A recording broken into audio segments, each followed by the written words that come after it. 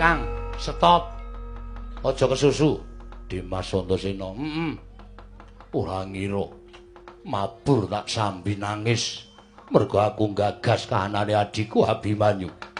Abimanyu adikku sing tak tresnani.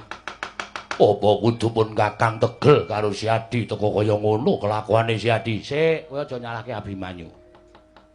Iki sumbere wis kecekel. Sumbere kecekel piye? Sing dadi tuk sumbering perkara wis kecekel. Siwa Ndrawati sing ngandhake nek Abimanyu nyolong pustaka Jamus Klima Sada mau sejatine dudu Siwa Kresna. Dimas, ya aja gawe-gawe. Nek kawanguran Kanjeng Rama kapireng dening Kanjeng Rama, kowe bakal dihukum dening Kanjeng Rama. Aku ngerti duwe bukti kok, Kang.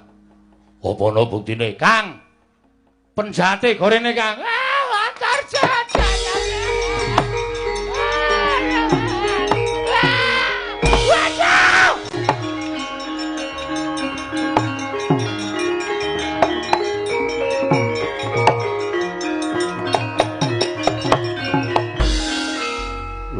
Iki Yang Durna. Lah ya iki.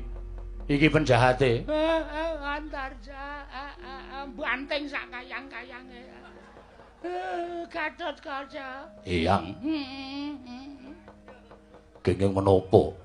Ngantos kados mekaten lambanipun. Ayo ngaku. Ngaku. Iya. Iki lagi aromong. Ora ngaku keplak sirahmu.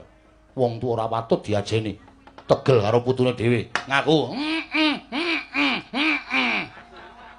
Misya. Kanjeng Eyang wonten menapa? Apa sing dikandhake Antasena mau bener? Leres kados pundi? Aku sing membok Ratu Ndrawati. Tegesipun? Aku sing ngomong nek Abimanyu nyolong pusaka Jamus Klima Sada. Ning nyolong lho apa mboten? Nyolong. Nyolong apa ora? Ora! Ora, Gatot Kaca ora nyolong.